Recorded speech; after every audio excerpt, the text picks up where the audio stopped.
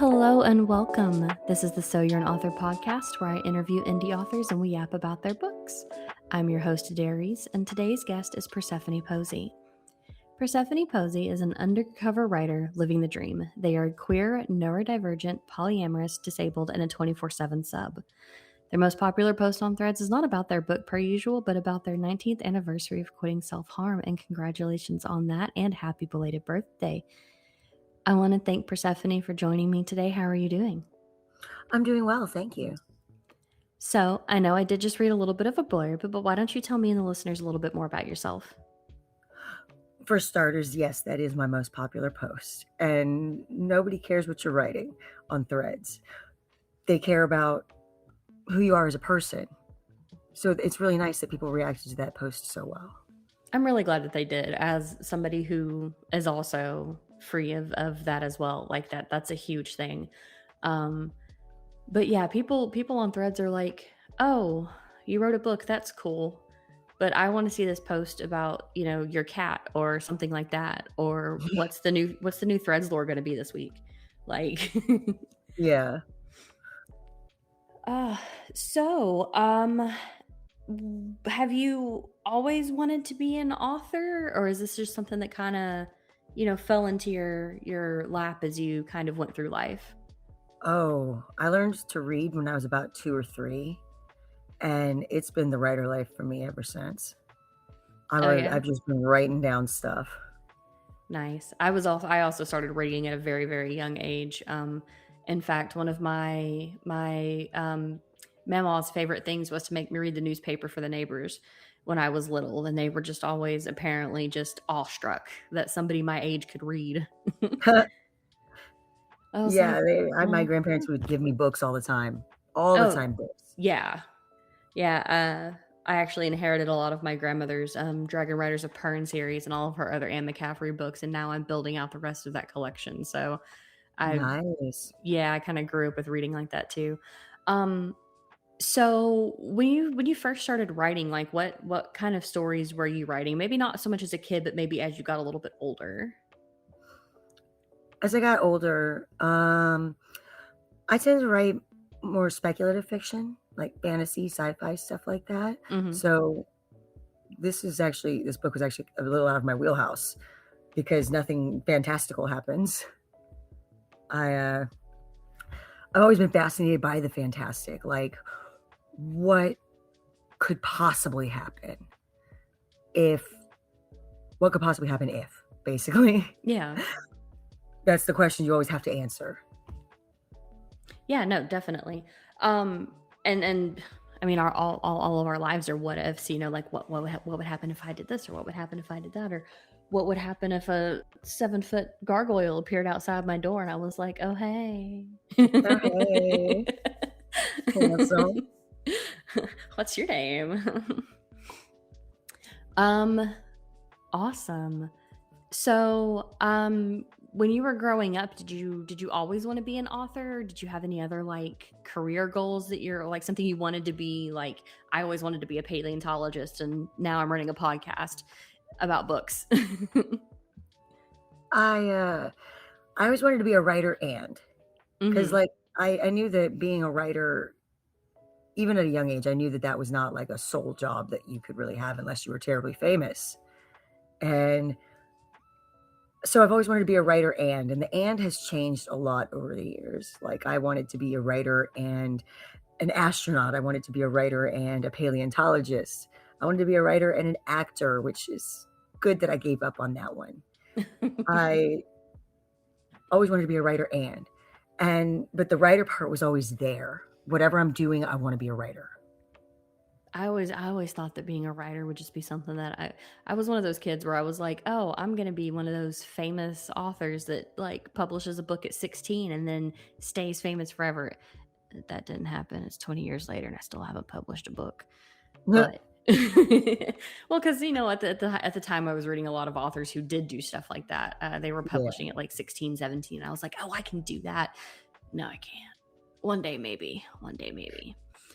But speaking about our books, or your book in particular, the one that you signed up on the forum with was called Scenes, a BDSM Mixtape. So you're going to be the first author that I've spoken to that has done something that is more erotica or not per, but it's not so much just like the fantasy or the urban fantasies or the sci-fis or anything that I've kind of talked with other people about so far. So what kind of inspired you to before we get into that, why don't you tell me a little bit more about your book? Okay. It's a little novelette, about 15,000 words, easy read. It's about a couple who enters into a 24/7 total power exchange relationship in which he's the dom all the time, she's the sub all the time, and they make it work in their lives like that, to where it's every day at all times. So for listeners who might not know anything about the lifestyle, do you mind kind of explaining that dynamic a little more in depth for those who may not know? Oh yeah, sure. When you have a relationship that's based in power exchange, it's really important to remember your roles and to remember that the sub is actually the one with the power there. They determine what gets done and what doesn't get done based on their personal, not preferences, but like their abilities. So like if I say that I can't do XYZ, that's never going to come up. That's never going to come up then. The dom works within the framework of what the sub allows. So it's not like you would think of it being like, oh, it's this poor girl who's like trapped in this relationship. It's like, no, she's actually the one who's calling the shots. Yeah, no, totally. And I think, I don't want to say especially this day and age, but I feel like ever since certain pieces of media have come out, that people forget that subs are the ones with all the power, and that if anybody claiming to be a dom tells you differently, then run as far away and as you can, as fast as you can, and get away from that. They do have a lot of bad acts out there. They do. Oh, yeah. It's hard to find someone who's sincere. It's hard to find even a community that believes the way that I do. Mm-hmm. Yeah, no, I agree. I have been in and out of the lifestyle a bit myself, and done a lot of research on it because it was something that was always kind of interesting to me. And I'm one of those people where like I get interested in something, I hyper focus on it, and then I learn everything I can about it in a very short amount of time. Yeah, no, I'm the same way. Yeah, so that was definitely something that I looked at and was kind of into there for a little bit. Not that exact dynamic, but within the lifestyle enough that I'm able to kind of understand the whole thing potentially better than some of our listeners. But what inspired you to write Scenes? Honestly, it was the books that I was reading. Mm-hmm. I was trying to find books like it, and I couldn't.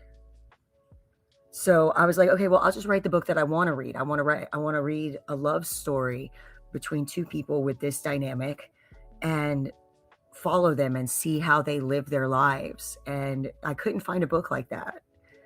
Which, if you do know some, please, God, give me recommendations. I can always read a book. Well, you heard that, listeners. You'll be able to find all of Persephone's information down below in the description of this. So if you do have any recommendations, send those their way so they can look at them. I don't personally know any myself. It's been a long time since I've been in that scene. So it's been a minute since I've been able to, since I've read anything like that. But so I always ask, and I know this is a novelette, so maybe it doesn't fully go with this one, but maybe with your other writing, are you a plotter or a pantser? I think that I'm a plotter, but I am not. Like, I go in with every intention of plotting. I make my little outline, I have little notes, and then the characters just drive me off a cliff. Same here. I'm like, okay, in chapter 7, we're gonna go do this, and the characters are like, that's what you thought. Yes. Yeah, I completely understand that. It is definitely one of those things where it's like, oh yeah, no, and then you're like, well, crap. Now how am I supposed to get you to point B if you completely derailed and went to point F Yeah. first? Like, Was now we not gotta counting on point backtrack, F. guys. Right? Now we gotta backtrack. Yeah. So is Scenes the first book that you've published, or have you published other books other than this one? No, this is my first. Oh, nice. It's self-published. It's I did all the work with advice from some friends of mine who had self-published before and kind of knew the ins and outs. But like if there's a mistake in there, it's mine. Yeah. Self-publishing is not for the faint of heart. It's because it's a little bit of everything. But knowing this is the first book that you've done, and it is a novelette, which is, typically a lot of people. I mean, I was thinking about publishing a novella first, but anyway, it's not something that a lot of people typically publish first. But what is something that you liked about the process of writing it, self-publishing it, stuff like that? I liked that with self-publishing, I'm the one who, if it's wrong, it's my fault. But if it's right, it's my fault. Yeah. And that's the nice thing. Like if I got to choose the cover, I got to choose the title, I got to decide what stayed in and what came out. All the major decisions were mine, and it's my baby. So like I felt good about that. Yeah, that is definitely another reason why a lot of people self-publish, and I encourage other people to self-publish, is because you get to keep everything, and you know that you made it how it is, and it's what you want it to be. So totally get that. What is something that you disliked about the process? Making an ebook. Really? It's so hard. Maybe it's just me. I'm not great with technology, but making an ebook was so hard. What did you find difficult about the ebook part of it? Because I figured that would have been easier than doing a print book. You would think. It's the formatting, though. Like I had to get the formatting just right, and it was so annoying. Right. The ebook, though, is what I tell people to go for when they want to read this book, though, because the print copy, Amazon makes you charge so much for it, or Barnes and Noble or whoever makes you charge so much for it, and I don't feel like that price is fair for what it is. And a little novelette, it's just it's a day's read. You can sit there for an hour or so, but they wanted me to charge like $10 for the book in print copy, and they would not let me charge less. So I tell people, go get the ebook wherever you get your ebooks, because you'll see if you like it. Yeah. If you really like it and you want to make that $10 commitment, do it. But I totally understand not wanting to do that. Oh yeah. Completely agree on that, especially because Barnes and Noble recently said that they're not going to let anybody charge less than $14.99 for book, like paperbacks and stuff, from their website now. Yeah, that's nuts. Especially since they're allowing AI now. That's what I was just about to say, because at first we thought it was, it's to combat the AI stuff. And then not even a few weeks later, their CEO comes out and is like, oh, yes, we'll stock AI books in our store. Why? I could go on about that for hours. Because why?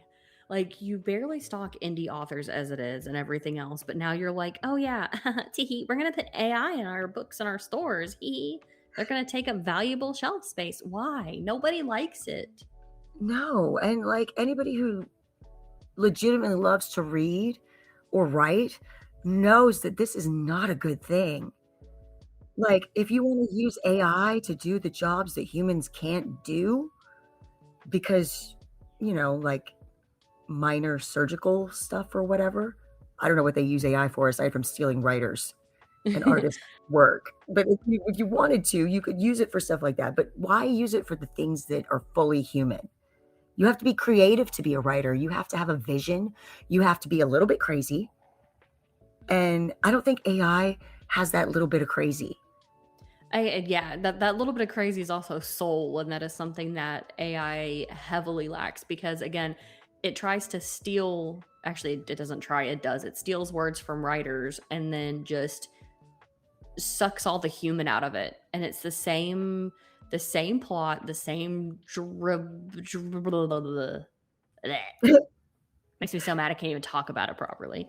It's like when you're scrolling, I don't know if you're like me, but it's like when you're scrolling on TikTok and you come across those like Reddit stories, but they're not really Reddit stories. They're just AI stories that are like, I was secretly funding my family's entire lifestyle. And then they cut me off and I just walked away going, okay.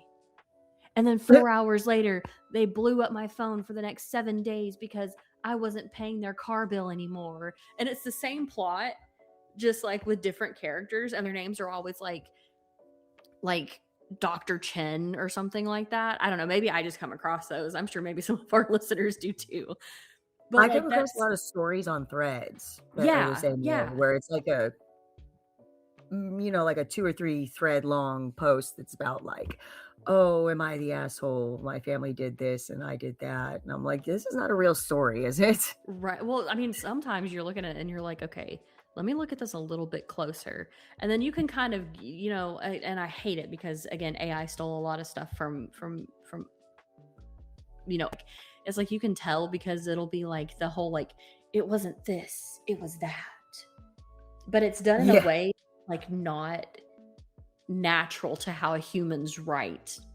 It's not blank, it's blank. Or, it'll just be something ridiculous and you're just like, that just doesn't read right. Because even as humans, like the way that we all write is so different, and AI all sounds exactly the same. Yes. I think that's one of the problems that I have with it, is that it all, for something, if you're going to steal the world's artwork and chop it up and make it yours, which you don't deserve, the least you could do is make sure it sounds human.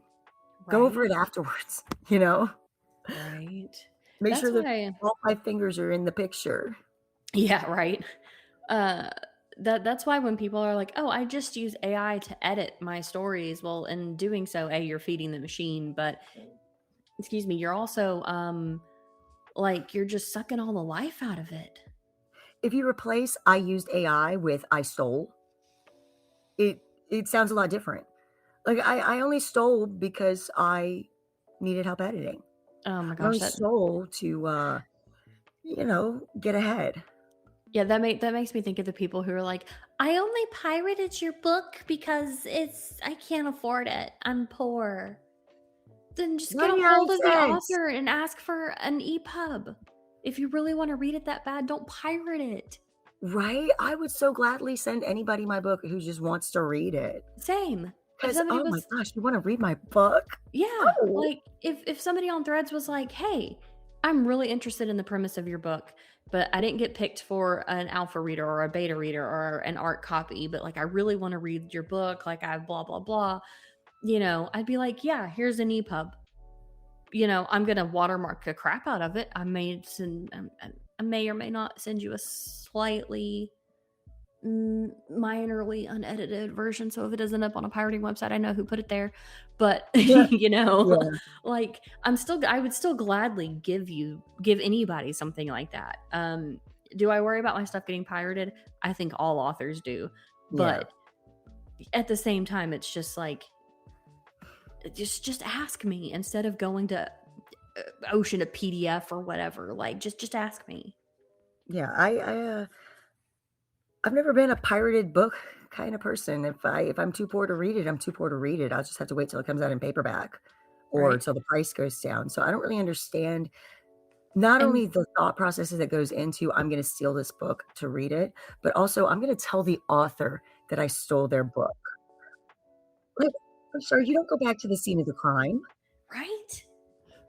like that, I think that has a whole other level of like, what is the word I'm looking for? It's not media Audacity. literacy. Yeah. Like, so people have so much more audacity over the internet now than like they ever did before. Like I don't understand. People are like, "Oh yeah, I found this typo in your book, but I found it because it's actually an art copy that somebody illegally uploaded to a pirating website, and I just wanted you to know about it." Why would Yeah. you? Why? You know what? Let that typo go. I don't need to know about it. Right? I like to think that I'm not famous enough that where my stuff gets pirated, but I wouldn't even know how to check, to be honest. I mean, honestly, just searching the pirating websites or typing in like your book name and then something like free PDF and see if it like pops up somewhere. Oh. That's actually like the only way to do it. And like the only reason I know that about like certain websites is because one of my ex-boyfriends tried to pirate me books because I'd be like, oh, I really want this book. Like I'm thinking about buying it or whatever. And then all of a sudden I would have like an email with a PDF in it. And I was like, no, I can't believe that you did that. And just no, I will figure out a way to pay for it. I'm not stealing books from people. I don't do that. Even when I was like a teenager and I was shoplifting or whatever, only from Walmart, never from mom and pop. Yeah, you only 5-finger discount from corporations that have the money built in to handle that, not from the corner store that is run by like the coolest old guy ever. Like you don't do stuff like that. But yeah, it's absolutely rampant these days. And I think a lot of people outside of anybody who might be listening to this podcast or anything like that, I think they don't realize that like putting especially indie authors' books on pirating websites can actually be harmful because, especially with Amazon's AI running as rampant as it is now, if they send out their little like, internet sleuth bots or whatever, and they find your stuff on another website, they can just ban your account. They can just delete everything. And it's been so much worse since they decided to fire a bunch of humans and just have AI running a bunch of their stuff, especially on the KDP side. I've seen so many accounts terminated recently on threads of people just being like, I can't even get through to a real human to try to follow these steps that somebody gave me because there's not a human there to do it. Yeah, no, and once again, this is a job that a person should be doing. You can't just give computers all the jobs. You have to give them computer jobs. And then the rest of us will do the other jobs. And I don't think people realize how sensitive artists are about their work. Because I think if you did realize, you would never pirate it. Exactly. Like we pour, and this will kind of take us into another talking point is most of us work full-time jobs outside of writing. So like we're up at the wee hours of the morning pouring our hearts and souls and blood, sweat, and tears into what we write. And so just for somebody to take that is just crazy. And then it hurts my feelings. Yeah. It does. Like you could have asked. I would have, And then the other funny thing about it is like I've seen some people have the audacity to act like writers aren't real artists or something because we're producing words instead of drawings, and they like expect us to, pump out 17 books in 6 months to publish out over however long of a timeline that they think we should. Like I saw somebody complaining the other day because Rebecca Yarros hasn't released the next Fourth Wing book yet. Give her some time. She got to write it first. That's what, I was like, what makes you think that she had it written first? But kind of moving into that, how do you get along with balancing like writing with work or things outside of just, being able to sit in front of your laptop or on your phone or whatever and just type out words?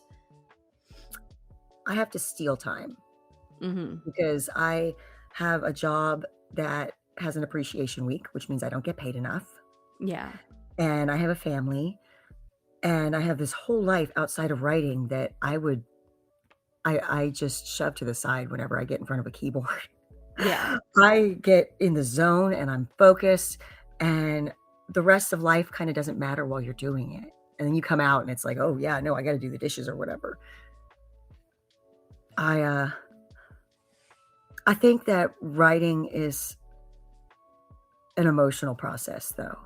So like Mhm. when I'm home from work and it's just been a crappy day and I'm like miserable, I can't write like that. I got to take Mhm. some time. I got to relax.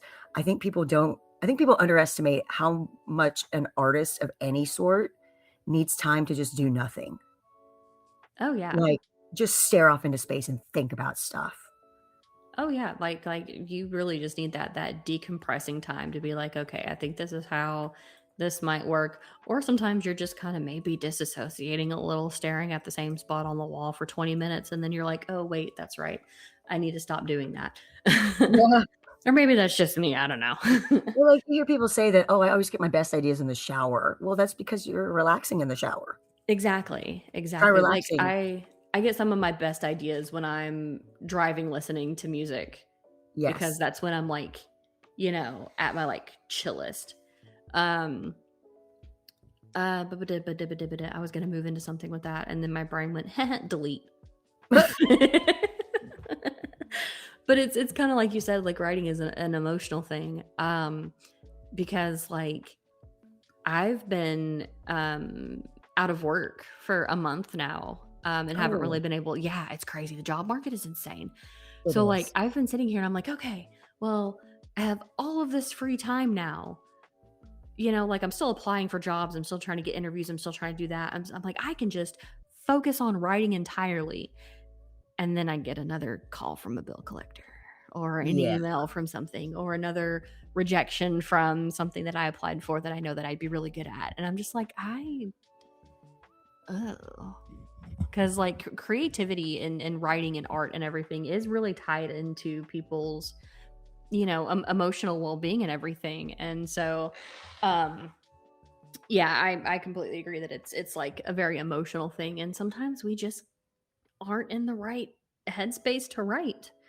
Oh, There's a yeah. million other things going on, and we're just like, yeah, I know a lot of people use writing as an escape for a lot of things, but for me, it's just like I feel like when I'm writing, when I'm in a bad mood, it taints my writing. I'm like, you can Yeah. tell I was in a bad mood when I wrote You this. can tell that I was not fully there. Yeah. Now I got to go back and fix that later. Yeah. Now editing me has to deal with that, which is a whole process in and of itself. Um, Writer me does not love editor me at all. right. I was Writer just me is never taking care of editor me. I was just about to ask, with Scenes being a novelette, like what was the editing process like for that? Um, well, first I had sent it out to some beta readers and I was like, okay, tell me what you think about this. And they, I had like maybe 2 or 3 friends who would give me their perspective on it. And Mhm. then I basically what I did was I just combed through it frontwards, backwards, sideways, one at a time, any way that I could look at this book and see it from fresh eyes, so Mhm. that I could see where the mistakes lie. And I probably missed some stuff. I probably have a typo in there or, something that doesn't quite make sense. It's probably not perfect, but I did it all myself. So, I mean, that's the way to go. Honestly, I kind of like it when I find typos in books. I think it's so funny because even in traditionally published books, like these things have been through like 5 rounds of editing and rewrites, and you still misspelled. You put the wrong there where like something else was supposed to be. yeah, I also think that makes things feel more human, for sure. that is Um, exactly the word I was going to use. It's more human. You yeah. see that typo and you're like, "Oh, people worked on this." Oh yeah, yeah. Like one of my friends, they what was it that they had done? They had made some kind of really weird typo. It kind of went viral on Threads for half a second. But they had written some sentence oddly, and I was like, my brain just auto corrected that. Like I literally had, as an editor myself, I had to read that like 7 times to figure out why that sounded weird. Yeah. Uh, um, but I was like, you should leave it in because A, it's funny, and B, it's funny. If you're not having fun, what's the point? Right. writing is 100% supposed agree to be on that. fun, which I think is Exactly. why I don't publish a lot or show people a lot of the things that I write, is because, or that I've only recently started doing so. It's because it's supposed to be fun. And like, once people start actually criticizing it, I'm not saying that it's not fun anymore. It's just, it's a different kind of fun. It's less free Yeah. and more serious. Like somebody's going to review this book and I need to look at it and see what I need to do better at next time. Oh, But while yeah. you're writing it, it's just like, oh yeah, and then what happened? Right? You're like, oh, okay, yeah, this is great. This is fantastic. This is good Totally. stuff. This is great. This is amazing. I'm gonna be the best writer ever. And then you give it to somebody else and it's like, oh no, that's right, I do suck. Yeah, you're just like, Not like oh. not like in a well, I don't want to name names, but like not in like a author that I don't like kind of way, but like in just in a general human suckage. Persephone, what is it like to be a writer and also be neurodivergent? I myself am also neurodivergent, but I always like kind of hearing about how other people handle that, maybe in a different way than I do. So I've honestly never thought about it because really? I can't be not neurodivergent. I can't be neurotypical. Yeah. I can't even fake it. So like, I've never thought about what it would be like for different people, because for me, it's so much a part of who I am, this writing process, that a lot of times I don't think about it anymore when I'm doing it. I'm just writing, and like, if maybe I get distracted by something or can't concentrate right, I don't think about it. I just come back to it later. But I think probably one of the hardest parts is that I used to, when I was younger, have everything in my head. I had worlds in my head and I never needed to write down notes. And now I'm getting older and I have to write down notes now because I can't remember everything for every book. Yeah, no, like I know I have a whole notes app on my phone that is just full of like book ideas or world ideas, even because I tend to build worlds before I build characters sometimes.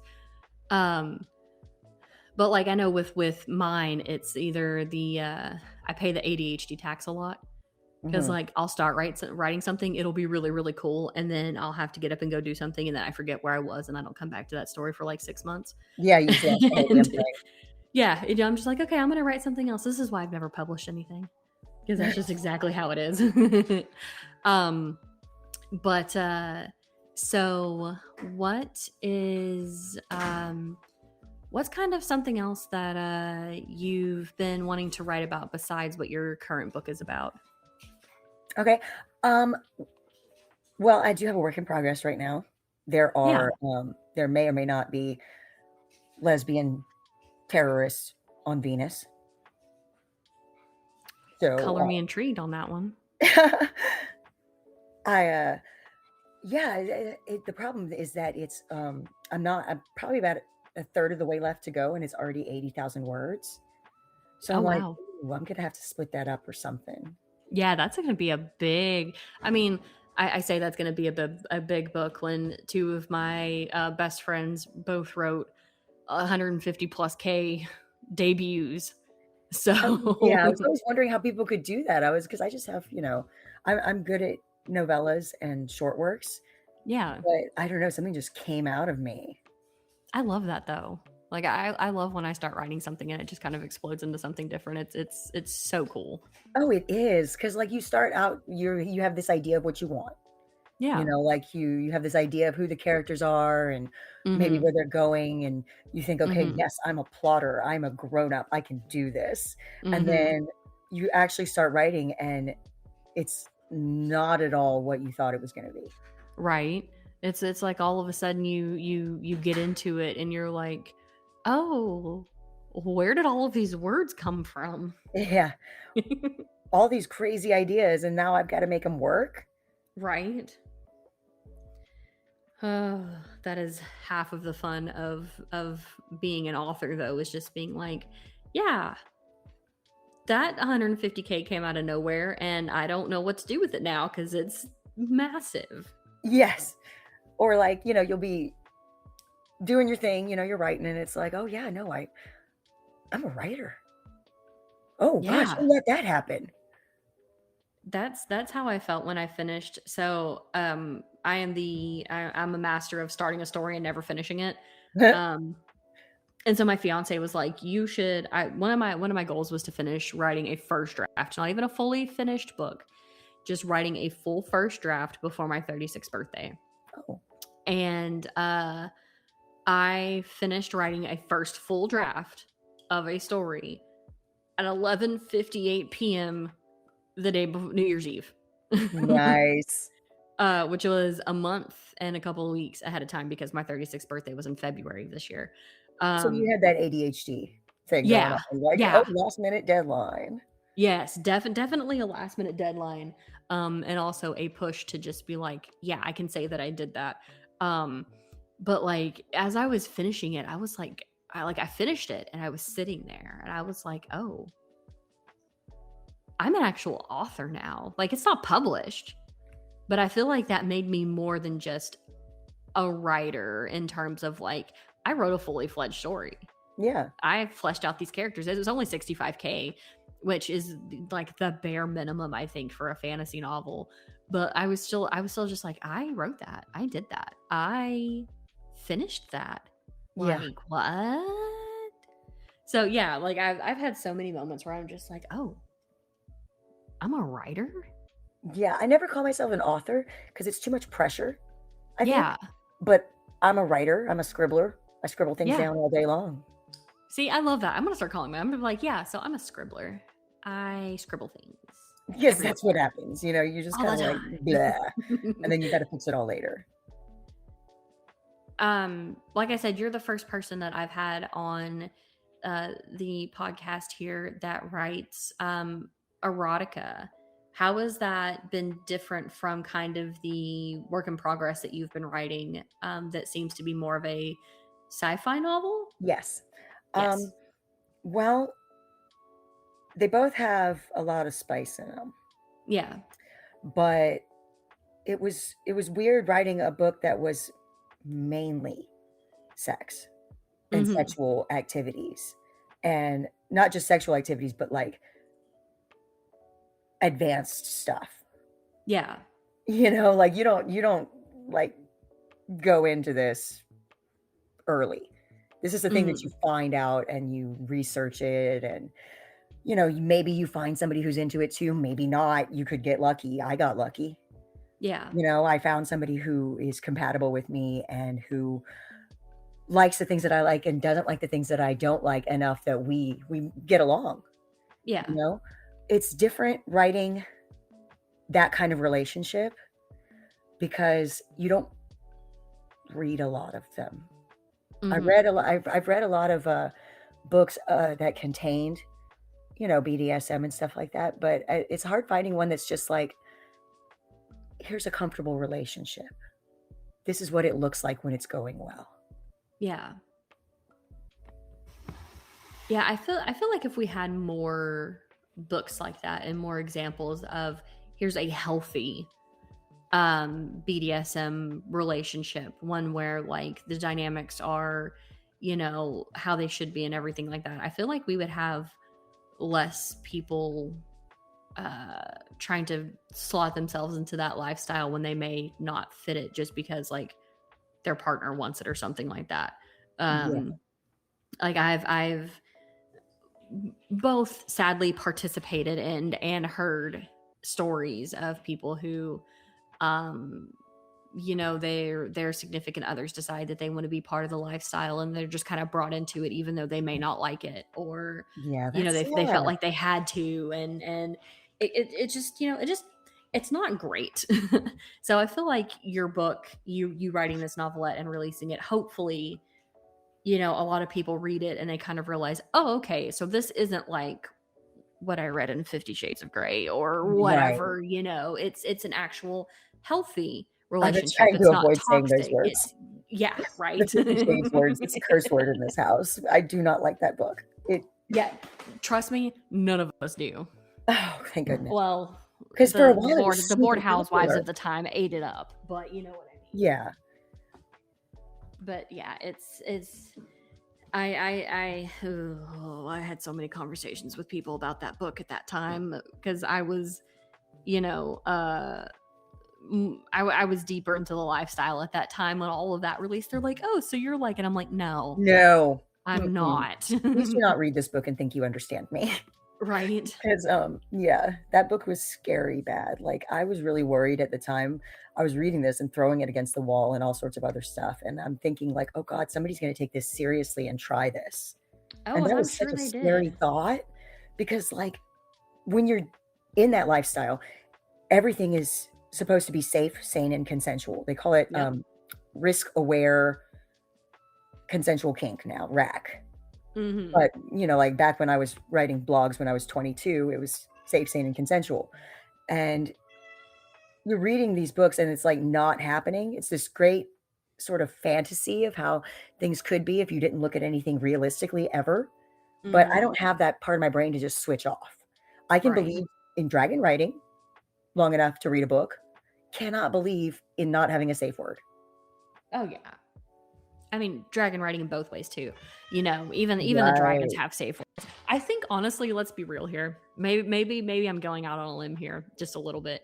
I feel like the reason so many women enjoy like monster fucker romances is because the monsters in them are actually gentlemen and they ask for Yes. consent most of the time, and it's like that's how it should be. I think that Human is why a lot of people people. get into those types of stories, is because Yeah. you see a side of masculinity that you don't often get to see in real life. Yeah. Because like, what do you mean the 12-foot snake man with two dongs is so much nicer than Jared down the road who says he's a quote unquote nice guy and I Yeah. should just give him a chance? Like, Yeah. what? No, thank My you, Jared. apologies. My apologies to any listeners named Jared. I was not targeting that at you. It was just the first name that came to mind. But like I've always found it interesting that and not maybe not so, I mean, interesting is the word, but just that's something that I've always noticed with those kind of romances, is that like, yeah, women like it because they're asking, there's consent there, Yeah. like it's not, I mean, it can be toxic, but most of the ones that I've read, and there's actual aftercare, which I think people also forget about in Oh God, yes. the Aftercare is one of the lifestyle. best Like parts. aftercare is everything. You get the cuddles, you get the like lotion, Right. and maybe there's a nice bath involved. You know, that's you need that. Even Oh people yeah. who have, vanilla sex, y'all need aftercare. Oh, Please cuddle. definitely. Yeah, please. Like don't just roll over and pass out. Like that's No, like the worst thing you can do. it is. Y'all just, did something amazing together. You joined each other in a way that people can only do under certain circumstances. Yeah. Like the least you can do is pat me on the shoulder, tell me I did a good job, and then go Good to game. sleep. Good Like, game. something. Good game. Pat me on the butt, say good game, roll over, pass out, snore. That's fine. uh, That is actually one but of the it's things that just, I like about this lifestyle, though, is that you're always checking in on each other to make sure that oh you're okay yeah, with whatever's going on. oh yeah. I don't know. This might also just be something that I've thought about on and off over the years, but I feel like even vanilla couples should like look into how people in the BDSM lifestyle, healthy relationships in the BDSM lifestyle, communicate with each other and check in on each other and just ask like, are you doing okay? How are you feeling? Like if even, like I said, vanilla couples did that, I feel like people would just be so much better. Maybe Yeah. that's just me. One of Maybe I've been to too much therapy. I don't know. no, it's not. There's not too much therapy. It's one of those things where, like, if it's not there, you notice it. Yeah. Because, like, if it is there, you're just thinking it's the perfectly natural next step. We just, got flogged for 15 minutes or whatever, and now we're gonna cuddle and talk about how nice that was. If but like the vanilla sex that I've had in the past before I was in this sort of lifestyle, it wasn't, they didn't have that aspect. And I think that people should communicate more in their relationships, no matter what form they take. I Because I'm also agree. polyamorous. And so like, there's a lot of communication in my relationship. We have to talk all the time to make sure that this is going well. Oh yeah. Like adding polyamory to it is just a whole other like layer of communication and scheduling Yes. and like all of that kind of stuff. One of my favorite polyam jokes and is that it's just the best way to form a D&D group. Yes. Because like you have to schedule things so much. We could just make the whole Polycules just the D&D group because we all get together at the same time anyway. I call balls. But like that's been one of my favorite things of that. Is it's just like, yeah, we all just play D&D together. That's how we work the Polycule out. D&D is a kind of therapy. Dude, it really is. I love D&D. I haven't played an actual D&D game since one of my exes and I broke up because he was the DM and they kicked me out of the game. But I love D&D. I think it's so much fun. It's such a great way to be creative and it really is. Personalize. Plus, like, honestly, some of the D&D characters that I've created have like become characters in my books. I just kind of strip away some of the more D&D aspects of it, and they've literally just become characters that I've written stories for outside of it. You do get attached to your characters, and you think of them like you would think of a character that you're writing in a novel. I actually have a couple of friends who are working on novels based on their D&D characters, or they have like D&D inspired like magic systems and stuff like that. But I'm like super excited for when those come out. Yeah, like, and it's because they got attached to their characters that they were like, I'm just going to write them their own world because I can. Yeah, got to share this one. Right. Like it's a ton of fun, and I'm loving watching them put all that together. One day maybe we'll find another D&D group. We'll see. I'm also the worst at remembering what day it is, so maybe not.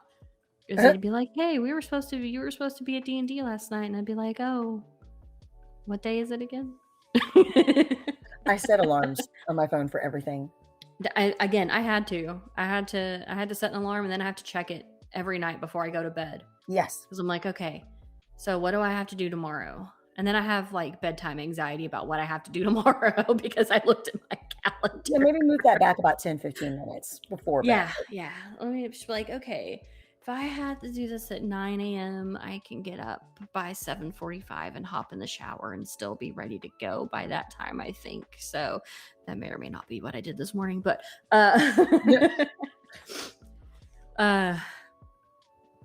well, before we wrap this up, Persephone, is there anything else that you would like to talk about or let listeners know about scenes, or just kind of anything else that you'd like to put out there for others? Yeah. Let's see. If you read the book, don't tell me. I will cry. I will cry legitimately because I will be so happy, and then it will be awkward because I'll be crying at you. I have projects that I'm working on. I'm not prepared to share yet, other than they're lesbian space terrorists, you know? But I look forward to this. Every time I'm writing a book, I look forward to it. I'm like, this is going to finish someday, and I'm going to be able to talk to people about it, and it's going to be great. I have a history of writing very long short stories. Like I'm not very good at short stories because I end up with like 7,000 words. And one of those is actually going to be published soon in it's a company called Unicorn Teeth. Yeah. And they had 2 volumes of these materials that they had collected from people. They have Beyond the Rainbow and Rainbows and Beyond. And mine's going to be in Rainbows and Beyond. Ooh, It's called Fathom nice. Steep. And it's a Little Mermaid retelling. I was like, okay, well, The Little Mermaid sucks because it doesn't have a happy ending. Like the original story, I mean. And I like a happy ending. So I was like, okay, well, what if they were, sapphic?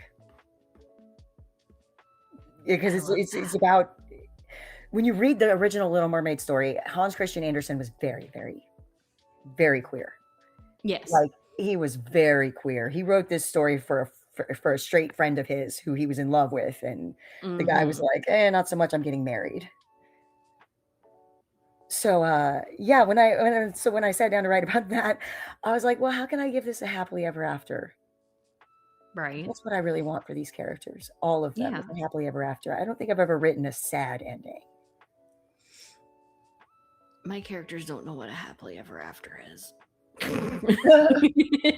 Some of them will. I have one character in particular who will not know what a happily ever after is, but most of my other books will end in either some kind of conflict resolution of some sorts or a happily ever after, whether that's romantic or not. Yes. Whether it's romantic or not is the important part. Yes, because a lot of my books surprisingly don't have romance in them. Like, at least not as like a focal point. Probably because I'm also a huge fan of the almost lovers trope, where like it's a will they, won't they, but they don't. Or maybe they do, but it's not till like later, but then they might not. And it's definitely a will they, won't they thing. It keep you on your toes. Oh, yeah. Yeah.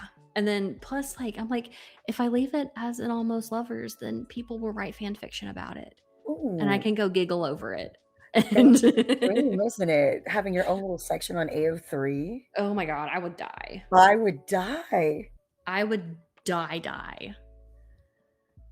Ugh, same thing about fan art. If somebody just made fan art of my stuff that I didn't like commission, I would just be like, can I give you money for this? Yeah, like, oh my God. What do you mean? I will mail you a hug. Yeah, what do you mean you loved my characters enough to make fan art? What? That's crazy. Yeah, Lucifer, that's crazy. I'm glad you agree. You had a lot to say. Do you agree that's crazy? Yeah, he's a chatty cat. He is our co-host. And he is very, very, very talkative at times. Please don't rub against the mic. As he came to sit in my lap and he's like, oh, let me rub against the mic, mother. You're working. How can I stop that? Yeah, basically. He's like, oh, I just realized you're talking to somebody. Here, let me come sit on you. Yeah. My cats are kind of the same way. They're like, oh, I see you're busy right now. Would you like to look at my butthole? And I'm like, basically. No, I never want to look at your butthole. You're a cat. They're like, oh yes, let me just let me show you. Yeah, go play with the hair thing. Okay. Or I'm gonna act like I'm hungry, but there's still food in my bowl. I just want you to watch me eat. Yeah. Blue's other thing is scraping all the water out of his water fountain and putting it on the floor and then drinking it. And I'm just like, are you okay? Like, okay. Why? Whatever makes you hydrated, that's all I care about. Okay, just okay. That's kind of how it is being a cat person. You're just like, oh, okay, this is what we're doing. Yeah, you're just kind of like, oh, okay, that's how that works. I do love that almost everybody I've talked to has cats. I feel like I don't know why I feel like cats and authors go together. They do. I don't even know why. Probably because you have to be a little bit crazy to want a cat. Probably. Like cats, that's a big life changer in the same way that, like, I don't know, having a baby is a big life changer. You're suddenly taking this living creature and you're like, okay, it's my job to take care of you now. And why are you making it harder? Right. Yeah, I have one child and he's graduating on the 22nd, actually, in a couple of days. While we're recording this, this will come out obviously after that, but like I was just like, oh yeah, I totally want to have another one eventually, maybe one day when I could. And then I realized, no, I just wanted an animal because they make life just as difficult. I actually really like being a parent. It's probably one of the I do too. things that I do. I love my son to pieces. He's one of the best things that's ever happened to me. But it's just like, I don't think I could handle another toddler, but I will totally get a cat that acts like a toddler. Yeah. Yeah. At least Microdosing parenthood. Right, basically. Honestly, that's what it feels like sometimes. Because I'm constantly like, what are you eating? What And are it's you plastic. doing? The answer is It's always always plastic. Like, why are you eating plastic? Always plastic. Does not look like food. Yeah, no. Does not look like food, does not smell like food. Why did you just stick your head into that bag? What are you doing? Yeah. And why? Yeah, and why? It's always why. But all right. Thank you so much, Persephone, for being on with me today. I've had so much fun talking with you. And everybody, don't forget to go look for Scenes, a BDSM mixtape, where you can purchase that at. I do believe you said you were on Amazon. Yes. So definitely go look for that. I will have all of Persephone's socials and websites and everything listed down in the description below. And thank you again for coming on and talking with me. Oh my gosh, thank you for having me. And I cannot wait to read about lesbian space terrorists when you get that book out, because that is intriguing. All right. No, I have the last third to write, and then I'm sending it out. Look, let me know when you send it out. I'll sign up for a beta read, and Awesome. I'll read it over, and we'll be like, all right, let's go. Plus, I have some friends who might actually also be really interested in beta reading that, because like that sounds like right up their alley. But all right, we will see you all again next week. Thank you for listening to this week's episode of So You're an Author. I hope you enjoyed this episode. If you did, please don't forget to rate and review SYAA so we can reach even more indie authors and listeners too. Now keep listening for an amazing deal. Congratulations on making it to the end of this episode. If you're an indie author or no one, I'd like to take this time to tell you about the author services that I provide. Other than being a cool as hell podcast host, I am an audiobook narrator. Now my rates are based on the length of your novel, and I will have a form available on my website for you to fill out if you're interested. I make simple book covers and other character graphics, which are listed on my website in the description below. Beyond those two services, I offer what I call Yap and Sip sessions. These are kind of like the podcast you're listening to, just without an audience ever hearing them. We can talk about your plot, characters, or somewhere that you just might be stuck in your manuscript. Call it body doubling with your new bestie, where I'm just here to chill and listen while you work out the kinks, or add some in, to whatever you might be working on with your novel. Everything listed above can be found on my website. Anybody who goes to my website can put the code FOUNDYOURPODCAST, all one word, somewhere in their email or form, and I will give you a discounted rate on any of the services listed above. Once more, I thank you for listening to the So You're an Author podcast. See you next week.